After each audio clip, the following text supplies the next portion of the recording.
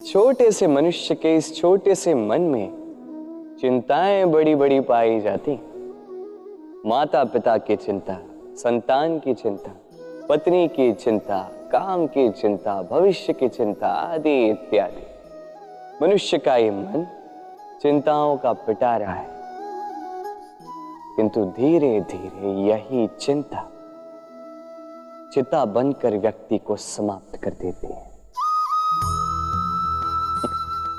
चलिए आपको एक बात स्मरण कराता हूं, बात जो आप पहले से ही जानते हैं।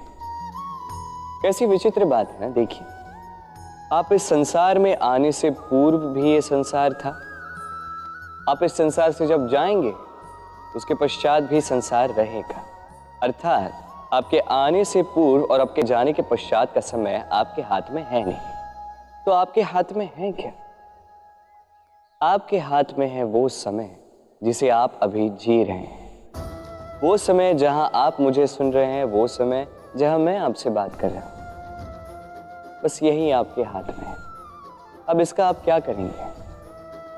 चिंता करके नष्ट करेंगे? मैं तो यही कहूंगा कि आपको चिंतन करना चाहिए। चिंतन करें कि कैसे इस समय का अधिक से अधिक सदुपयोग किया जा सके, कैसे अधिक से अधिक महान कार्य हम कर सकें, शुभ कर्म कर सकें, कैसे हम सब में आनंद बांट सकें। स्मरण रखिएगा, ये चिंता चिता तक ले जाती है और चिंतन मन को कुंदन बना देता है।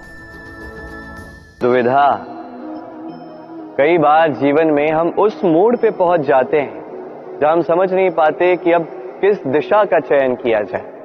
कभी यहां जाना उचित लगता है, कभी यहां जाना उचित लगता है, कभी दोनों मार्ग पर आगे बढ़ना आवश्यक लगता है, किंतु वो तो हो नहीं सकता। तो कभी कभी ऐसा भी लगता है कि कदाचित यहीं रुक जाना उचित है, कहीं ना जाना ही उचित है। अब इसी को तो दुविधा कहते हैं। संसार में ऐसी कोई दुविधा नहीं जिसका समाधान ना हो।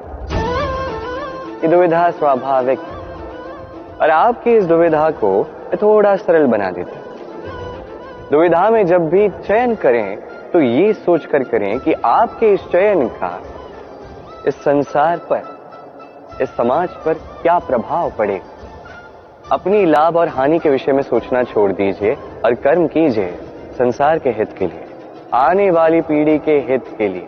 सोचिए कि आपके इस कर्म से उनके जीवन का उद्धार कैसे होगा, क्योंकि यही विचार उचित विचार। देखिए कई बार औषधि जो होती है वो कड़वी होती है, किंतु यही औषधि तो उपचार भी करती है ना। उसी प्रकार आपको भी इस दुविधा में कड़वे चयन करने पड़ सकते हैं, जो कठिन चयन होंगे, जो कठिन समय ला सकते हैं। किंतु यदि ये चयन धर्म संगत है, यदि इसे संसार का हित होगा, तो यही चयन उचित चयन। भय हम सभी को लगता है, पीड़ा हम सभी को होती है। कभी हम रोगी भी बन जाते हैं, और ऐसे समय में कभी माता की ममता, कभी पिता का साथ, कभी मित्रों द्वारा प्राप्त हुआ ये साहस हमें उभरने में सहायक बनता है। कभी हम निराश हो और हमारे अपने कुछ प्रियजन आकर दो मीठे शब्द क्यों ना कह दें, मनोबल बढ़ जाता है। ऐसे ही संसार के वन में यदि आप पीड़ित हो जाओ, कुछ शब्द प्रशंसा कीजिए, कुछ शब्द स्तुति कीजिए, कुछ ही क्षणों के लिए क्यों ना सही अपने इष्ट को स्मरण कीजिए, उनकी प्रार्थना कीजिए। साहस बढ़ेगा, शक्ति बढ़ेगी और आगे जाने का मार्ग भी दिखेगा। मनुष्य जब इस संसार में प्रवेश करता है, अर्थात जन्म लेता है, तो निश्चिंत रहता है, उन्मुक्त रहता है। किंतु जैसे ही उसमें समझ आती है, वो चिंता करना प्रारंभ करता है। चिंता भविष्य की, चिंता उन सभी विषयों में करता है जो उसके वश में नहीं है।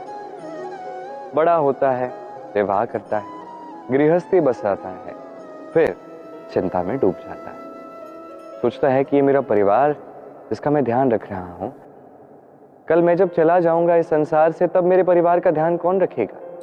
अंततः ये परिवार तो है मेरा ही उत्तरदायित्व। चलिए आपसे मैं एक प्रश्न पूछता हूं।